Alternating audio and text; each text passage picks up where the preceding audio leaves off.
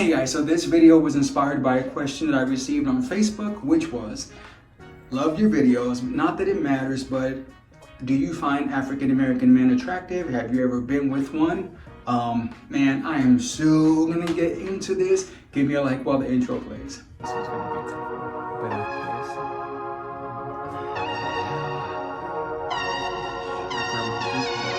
So the short answer to the question is, yeah, but the longer answer is that when I first read it, I'm just being honest with y'all, my first thought was, wait a minute, of course I have. But two things that I had to realize is, first off, not everyone has seen all of my videos, and secondly, I just need to do a better job at describing people, because for me, I'm thinking, one of my recent videos, but then when I saw that one, it's like, oh, I really don't go into describing this person. I only do it like if it has something to do with the title or just like a nickname, but just in general, I need to step up my game in just describing people and the situation, you know, I'm learning. So that's why these types of questions is like, man, thank you, because I promise I'm gonna try to do better with this type of stuff. Now, in thinking about how to answer this, I'm like, okay, there's so many ways I can go through all my past videos and kind of recap. Nah, I figured the best way to do this is first off to say, of course I'm attracted to African American men, and I have been with several. But I'm gonna use this opportunity to start from the beginning and the end of that journey for me. Not that it's ended, because who knows what's gonna happen, but yeah, okay, I'll get into it. It's gonna be a little bit sweet and a little bit spicy, and I'm gonna dress for the occasion, so let's start with the sweet story. Okay, so this is gonna be a super weird intro to the story, but I'm gonna begin by confessing something, and that is, I was a late bedwetter. Now, most kids, if you do end up wetting the bed, most kids stop like at maybe 5 or 6. For me, it was maybe 7 or 8. Super embarrassing, as you can imagine.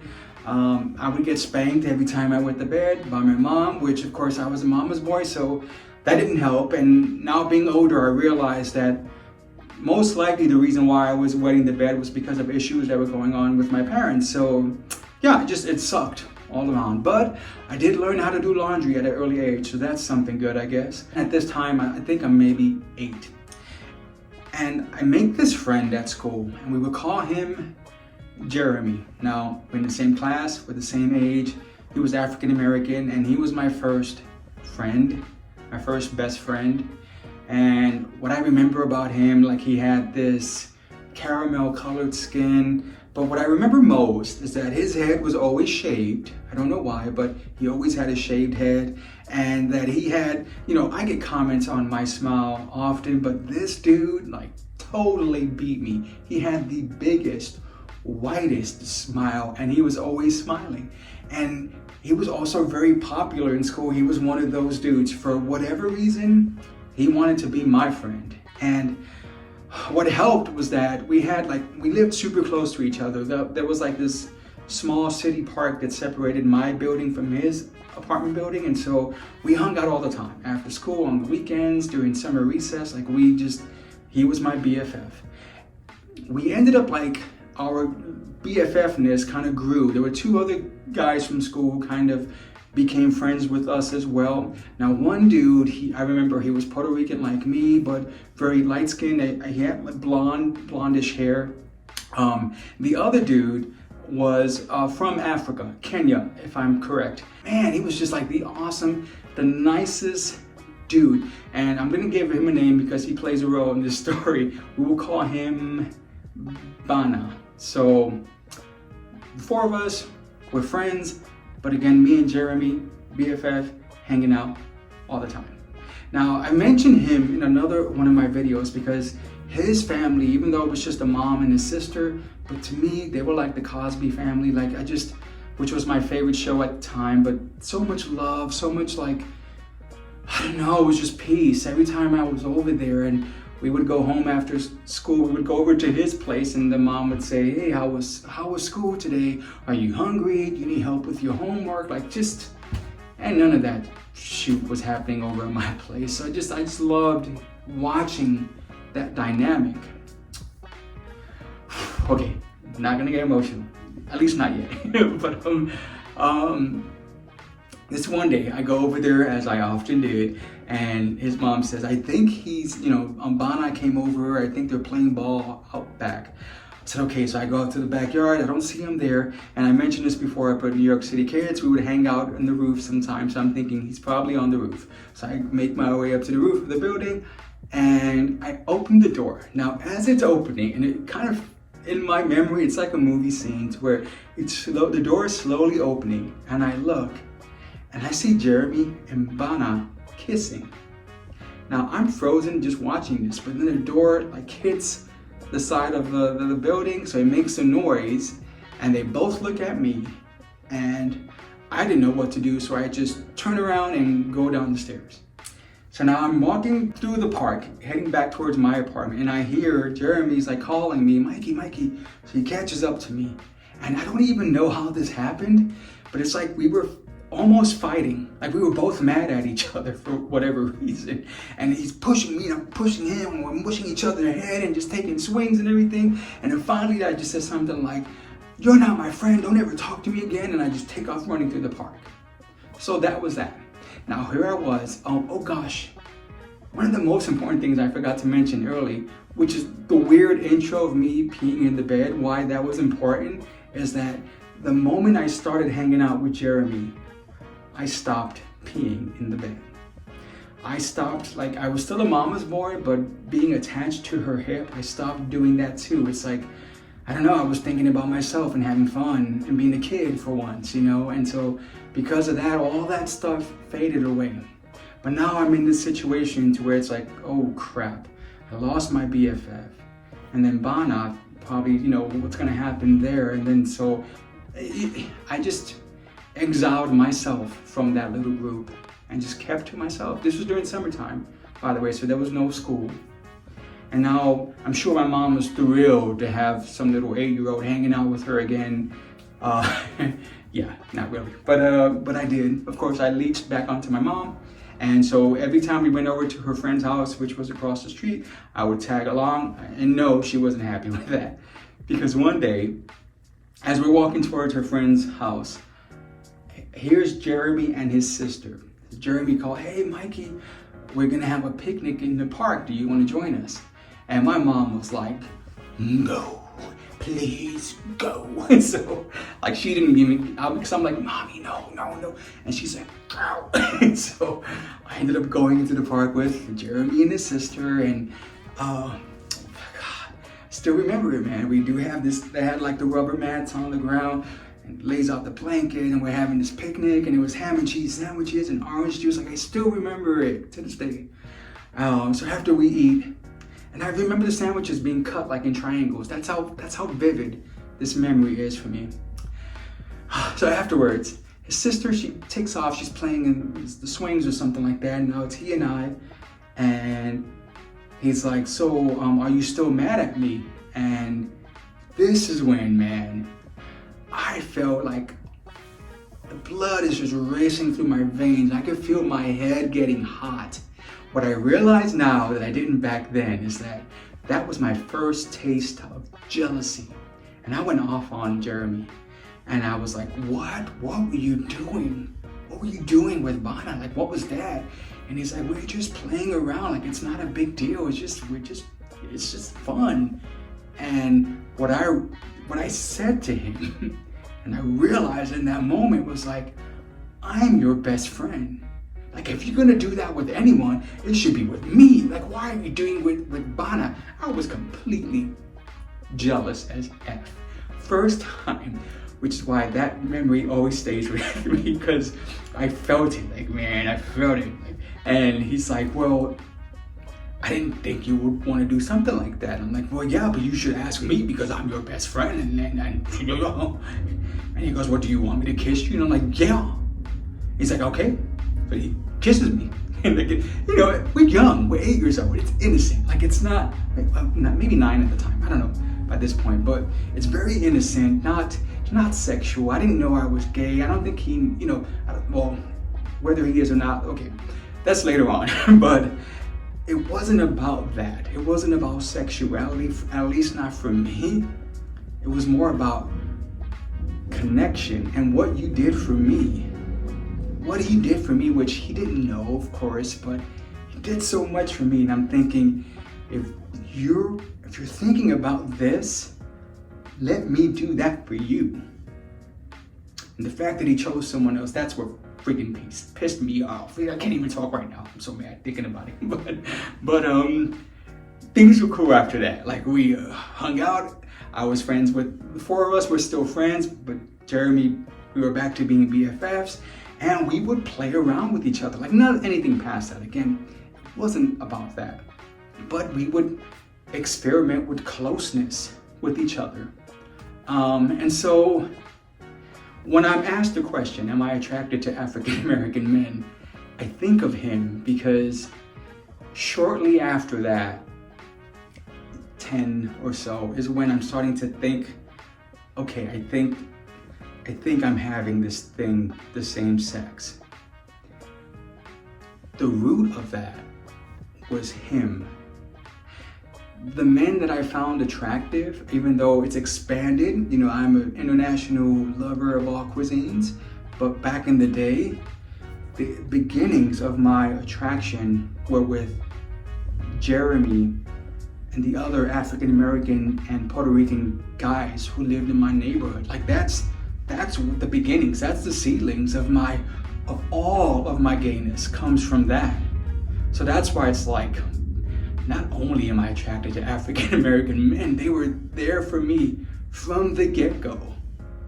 So yeah, quick update. Like, after that, I moved away when I was like 10 years old, so I didn't see him again. But years later, when I was applying for this high school, which was like one of the Bronx High School of Science. Some of you from New York know what I'm talking about, but it's like an elite high school where only like the top performing students of the city can apply for it and get accepted to. So I went in to apply for that. I got accepted, but I'm not going to go into that because it's still a sore subject, but I digress. But when I went there to take the test for this high school, I bumped into Jeremy. And I don't know, it was this weird thing where we didn't know how to react. We just saw each other, we hugged, and we said hi. And I didn't ask for his number, he didn't ask for mine. We was like, oh, good seeing you. And we walked away like we were going to see each other again. But what I don't know, it's kind of like, I think I knew that he was gay and he knew that I was gay. I know it sounds crazy, but I know that's what the deal. We exchanged that with each other without saying it. And I don't know how that happens, but it's happened to me since then with some folks, and it happened with him. So that's the first one. Yeah, it's a little sweet.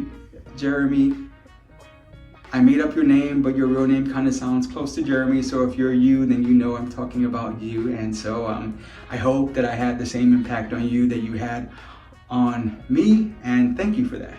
Now let's get into the second story. Okay, so again, as you can see, this one is going to be a little bit spicy, maybe a little bit controversial, but let's get into this one. This is a freaking doozy. All right, so where to begin? This one takes place in Jacksonville. You guys ever have this night that even before you make it to the club, you just have this feeling that something, like there's some weird energy in the air? So I'm having this energy. I'm thinking like, I don't know, something about tonight just feels weird. Now, one of the things that we would do, I was underage at the time, so you had to be 21 to drink at the bars. I wasn't. So me and my friends, we would kind of like all go over to someone's house who mysteriously ended up having alcohol, and so we would all drink there. So by the time we got to the bar, we would have this buzz, right? So that's what happens. But this night, I get in with my 21 and over stuff. So I'm like, sweet. So what do? I continue to drink. So I'm drinking and drinking. I'm getting super drunk. I mentioned this before, but when I get drunk, I get super happy and I love to dance. So you're always gonna find me on the dance floor. I'm heading there and I bump into this friend of mine. I remember lesbian chick. She was maybe 5'10", 5'11", taller than I was, blonde hair, and just, I remember she's like, her bazungas were just out there, like they were super huge. So she goes, come and dance with me. Yes, let's do this. We get on the floor, we're dancing. I remember she took my head and she kind of put it in between her stuff, and is that called motorboating? I don't know, but whatever it was, she's doing that, going back and forth. We're having a blast. And I look off to the side and I see this other woman just looking at us like with the look of death. She was so mad. And I'm like, what's her deal? She goes, oh, that's my girlfriend. I'm like, what? So like, she looks pissed off. We need to get off of this floor. So we head towards her, and first the girlfriend is kind of giving me this look like she wanted to beat my butt. And I'm thinking, oh, I have to diffuse this. First off, I don't want to fight a woman, but secondly, she looked like she might beat me up. So I don't want that on my record. So I diffuse the situation. Then she kind of like starts joking with me, but still mad at my friend. You know? So I'm thinking at this point, it's a good time for me to exit stage left. So that's exactly what I do. Now, the friends, I went there with like maybe 6 or 7 of my friends. Now I'm looking for them at this. It's a big bar. There were these 2 guys who I had known for months. Like every time I went out to the bars, I would see them. They were both African American. One dude was about my height, and what I remember about him is that, well, he always had like the Jerry curl kind of hairstyle, but what really stands out was that he had like this Gomez from the Addams Family. He had like that Gomez thin mustache thing going on. Super cool, super life of the party. Like I would be that person only after drinking enough. He was always on 100% life of the party. And so because of that, I loved hanging out with him. He loved hanging out with me. Now, the other guy who was always with him he must have been like 6'2". And I kid you guys not, first time that I saw Steph Curry, I'm like, oh crap, he looks just like, we'll give him a name, we'll call him Brian. I'm like, he looks just like Brian. He looks just like this other dude. Like, kind of had the mixed features with the lightish kind of eyes. And again, he was 6'2", but had that physique, just very muscular and thin, thin and muscular, and always wearing muscle shirts. But again, every time I saw the 2 of them, I would just talk to them and hang out and have a blast. Now, Brian, though, unlike the other dude, he was always super quiet. So, and here's the thing, because I was so attracted to him, I would be quiet around him just because of that reason. So I didn't really get to talk to him as much, but we were still cool with each other. Now, I get off the dance floor, I'm looking for my friends, and I see Brian, this time without the other dude. I'm like, hey Brian, have you seen my friends? And he goes, yeah, they left. And I'm like, what? And he goes, yeah, one of your friends was gonna get into a fight with someone else. And so the bouncer was involved, they were gonna call the cops, and so your friends decided to take off. I'm like, man. So I'm thinking maybe they're in the parking lot waiting for me. So I go outside, no, car's gone, they've left. Now this was before cell phones, so like there was really no way for me to contact them. And I'm just walking back to the club like, whoa, man. So, but 21 and over, so I go back in, I continue to drink, I continue to have a good time. And now me and Brian, because he was there by himself, we're now actually starting to talk. Like I'm loosened up enough to where I'm not intimidated to talk to him. We end up shutting down the bar, closing time, the lights come on, and we're heading towards the door, and I'm like, I'm gonna ask him to call me a taxi. And he goes, if you want me to, I'll drop you off. I'm like, oh, sweet, that'd be awesome. So get into his car. Now here's the thing. That night was like the real first time that we really spoke to each other. I didn't realize until we were both in his car that there was something about the way that he spoke that was very like, at this point I was still very much the New Yorican from the Bronx with the heavy accent and the brokenish kind of English. I still had that, and he was so proper. Here's the thing, man. What he says to me, he goes, I can take you back to the base. He goes, or if you like, you can come back to my place and have a nightcap. And that's the word that got me, because nightcap, I had heard people say it in movies or in TV shows, but I never knew anyone who actually would use the word nightcap. I didn't even really know what it was. So I'm just like, it's the word. Sounds crazy, but the word, I'm like, yeah, I would love to have a nightcap. So takes me back to his place. And I remember, man, like we walk in and I'm astounded. Like it was so nice. Like the furnishings, like it was one of the nicest places I had ever been to at that point in my life. And so that's what I'm thinking. And I'm just in awe, walking around, looking at everything. And he's making me whatever nightcap drink it was. I'm drinking this drink and looking at stuff. And I remember seeing a photo of him and his mom.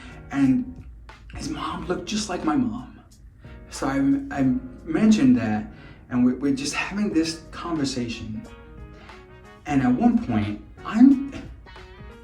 okay, spicy time, but I'm standing in the middle of his living room telling him, like, dude, you have a beautiful home, dude. Like, this is awesome. With my nightcap, he's sitting on the couch as we're talking, but then he kind of like slinks onto the floor, like on his knees while we're still talking. And then he just kind of crawls over to me and undoes my zipper and starts going to town.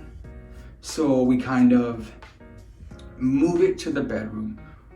He does what he does, and I pick him back up, and of course he's 6'2", but we're doing our thing, and we're taking off our clothes and stuff and heading to the bedroom, and we start going at it. Like fast and furious, we are going at it. Now at this point, I was still a bottom. So that was kind of like where things were heading towards, right? And as he starts to do something to me, I'm really just saying this because it was factual and not because I'm trying to make any racial part of this, but dude was freaking hanging. Like he was, yeah, it was one of those where I looked at it and I'm like, whoa, but trying to take one for the team, you know? So as he's starting to do his thing, I'm trying to, but I'm like, oh, no. And by this point, I had picked up a few tricks. He knew a few tricks. I'm telling him like, nah, this is not gonna happen. Like this, too much. We're trying to do extra lube, everything we could think of, slow, relax my muscles. Like I'm doing everything that I could, but like it wasn't, it was nah. It wasn't gonna happen. And he was super cool with it. He's like, it's okay, we don't have to do all this stuff. So we kind of just do, kind of what we could do to each other. And that was it, we called it a night. The next morning, I remember I wake up before he does, and I'm lying there in bed thinking like, low self-esteem Mikey. I'm thinking like, oh man, Mikey, you just messed this up. Like, what's wrong with you? Why can you just take it? That's really what I'm thinking. Now, he gets up and he goes, do you want to go have breakfast? I'm like, sure. So he goes, okay, I'm gonna hop in the shower. He goes, you can, take one after me, of course. Pick out a shirt in my closet. Okay, he's taking a shower. I go over to his closet, open the door, man, and everything was name brand. Like, even his t-shirts were name brand. And I'm going through everything, trying to find Hanes, Fruit of the Loom, something like that. None to be found. Everything was super expensive. To where like he gets out the shower and I'm like, hey, do you have like just like a regular like t-shirt? And he goes, no. He goes, no. He goes, just grab something from the closet. I'm like, I can't. I'm like, look at this stuff. Like, no. I just want something basic. He's like, I don't have basic. They just grab something. And I'm like, no, I didn't even want to touch this stuff. Like, that's how. So I remember he goes over and he grabs this red, I'm wearing red now, but he grabs this red shirt and he's like, okay, he's like, you look good in red. And I melted, of course, but I take my shower, put on this shirt, which I had this shirt for years, as you can imagine afterwards. Because I was like, I don't want to wear this. He's like, just give it back to me next time. Like, I don't care about it, but if it's that pressing, next time you see me, just give it back to me. I don't care, whatever. And I didn't, but I kept it because it was so awesome. Oops, it was so freaking awesome. So, go to breakfast. He drops me off at the base. The next week, we meet up again. And this time he goes, do you want to try topping me? I topped before, but I didn't consider myself a top.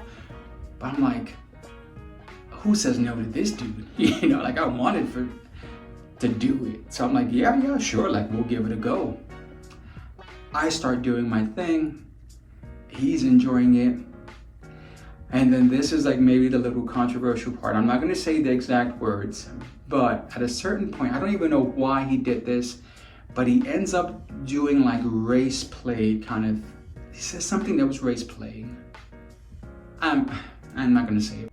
When he said what he said, I'll just say this. What I realized is that I always knew that this part of me didn't like any of that kind of stuff. But what I learned that night is that he didn't like that either. Because the moment that he said what he said, I was just kind of like, he went to sleep. And I'm like, of course, I'm like, this never happens. But of course, low self-esteem Mikey is like, oh, oops, you did it again. And again, he was like, it's cool, it's not a big deal, it's all gravy. So here's the thing, when he dropped me off, I'm in my barracks room thinking about stuff. And something that I didn't say on purpose until right now, two things I didn't say. First off, the group of friends that I went out with that night, one of those dudes was my new boyfriend. I was in a relationship. Now, mind you, it was new, but I was in a relationship.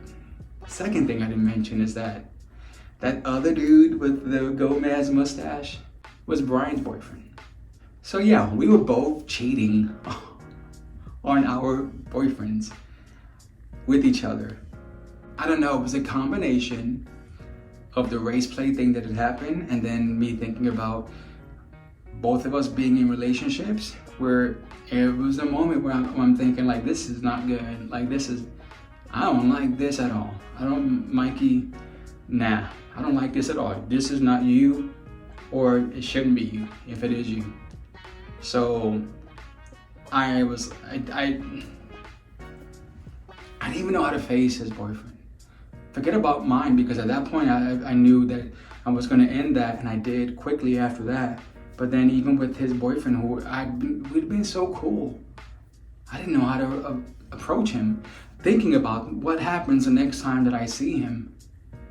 Do I not say anything? Luckily, I don't even know why. I don't know if it just things changed and they're not dynamic. I never saw either one of them again.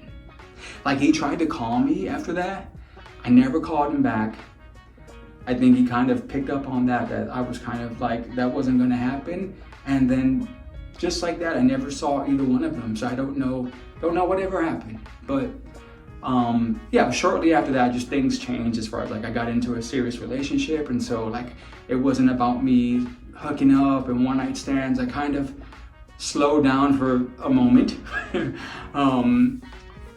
But that was my last encounter. And I did learn from that one too. Like what I learned is that, first off, again, like that race play thing, not only did I not want that for me, but I didn't want that from anyone. Like, I wasn't gonna do that to anyone else. That just didn't fly for me. But then also the whole, man,